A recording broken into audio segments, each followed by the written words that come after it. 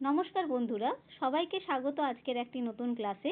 তোমাদের যাদের লক্ষ্য এসএলএসটি এক্সাম, তাদের জন্য আজকের এই ক্লাসে আমি আলোচনা করব কয়েকটি গুরুত্বপূর্ণ ত্রয়ী বা ত্রিলোজি উপন্যাস।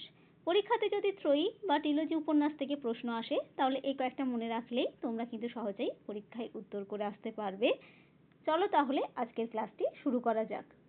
বঙ্কিমচন্দ্র চট্টোপাধ্যায়ের ত্রয়ী উপন্যাসের নাম কি? আনন্দমঠ, দেবী চৌধুরানী ও সীতারাম, এই তিনটিকে একত্রে বঙ্কিমচন্দ্র চট্টোপাধ্যায়ের ত্রয়ী উপন্যাস বলা হয়। এই ত্রয়ী উপন্যাসগুলি মনে রাখার পাশাপাশি তোমরা একটু সালগুলোও দেখে নেবে, কারণ এই গুরুত্বপূর্ণ সালগুলো অনেক সময় পরীক্ষাতে এসে থাকে।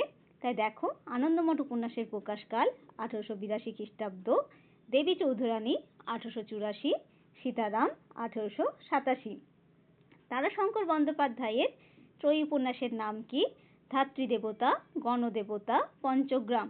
ধাত্রীদেবতার প্রকাশকাল 1939, গণদেবতা 1942 এবং পঞ্চগ্রাম 1943।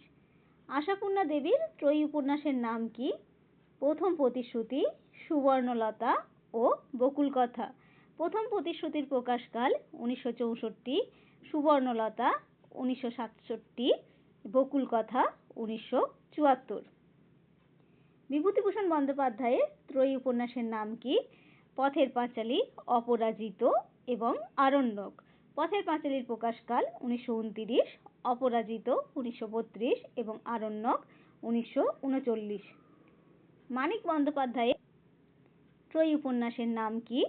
পুতুল নাচের ইতিকথা, শহরবাসের ইতিকথা, ইতিকথার পরের কথা। পুতুল নাচের ইতিকথার প্রকাশকাল 1936 খ্রিস্টাব্দ, শহরবাসের ইতিকথা 1946, ইতিকথার পরের কথা 1952। প্রেমেন্দ্র মিত্রের ত্রয়ী উপন্যাসের নাম কি? পাক, কুয়াশা ও মিছিল।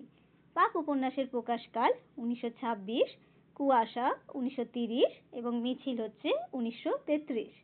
সতীনাথ ভাদুড়ির ত্রয়ী উপন্যাসের নাম কি? অচিন রাগিনী, সংকট ও দিগ্ভ্রান্ত। অচিন রাগিনীর প্রকাশকাল 1954, সংকট 1957, দিগ্ভ্রান্ত 1966। যতীন্দ্রনাথ সেনগুপ্তের ত্রয়ী কাব্যগ্রন্থের নাম কি? এখানে উপন্যাস না বলে এগুলো হচ্ছে কাব্যগ্রন্থ। তাহলে কি কি কাব্যগ্রন্থ আছে? মরীচিকা, মরুশিখা ও মরু মায়া। এটা মারু মায়া হয়ে গেছে, এটা মরু মায়া হবে, ঠিক করে নিও। মরীচিকার প্রকাশকাল 1923, মরুশিখা 1927 এবং মরু মায়া 1930। বুদ্ধদেব বসুর ত্রয়ী উপন্যাসের নাম কি? প্রথম শ্রবণ, রঙিন পথে, যবনিকা কম্পমান। প্রথম শ্রবণের প্রকাশকাল 1955, রঙিন পথে 1958, যবনিকা কম্পমান 1971। নবীনচন্দ্র সেনের ত্রয়ী উপন্যাসের নাম কি? রৈবত্যক, কুরুক্ষেত্র ও প্রভাস।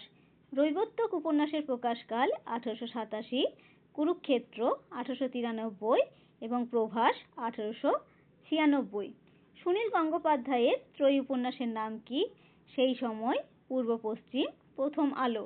সেই সময়ের প্রকাশকাল 1981, পূর্ব পশ্চিম 1988 এবং প্রথম আলো 1996। নারায়ণ গঙ্গোপাধ্যায়ের ত্রয়ী উপন্যাসের নাম কি? উপনিবেশ 1, উপনিবেশ 2, উপনিবেশ 3। উপনিবেশ 1-এর প্রকাশকাল 1944, উপনিবেশ 2 1944, উপনিবেশ 3 1944। এই তিনটিরই প্রকাশকাল 1944। তাহলে তোমাদের সঙ্গে আজকে গুরুত্বপূর্ণ সালগুলো নিয়ে গুরুত্বপূর্ণ ত্রয়ী উপন্যাসগুলো নিয়ে আলোচনা করলাম এবং তার সঙ্গে সালগুলো তোমাদেরকে বললাম। আজকের ক্লাসটি এই পর্যন্তই। ক্লাসটি যদি ভালো লাগে তাহলে অবশ্যই একটা লাইক ও কমেন্ট করে দিও এবং যারা নতুন তারা চ্যানেলটি সাবস্ক্রাইব করে পাশে থাকার চেষ্টা করবে। আরও এরকম গুরুত্বপূর্ণ তথ্য নিয়ে তোমাদের নতুন নতুন ক্লাস দেওয়ার চেষ্টা করব। সবাই ভালো থাকবে, সুস্থ থাকবে। ধন্যবাদ।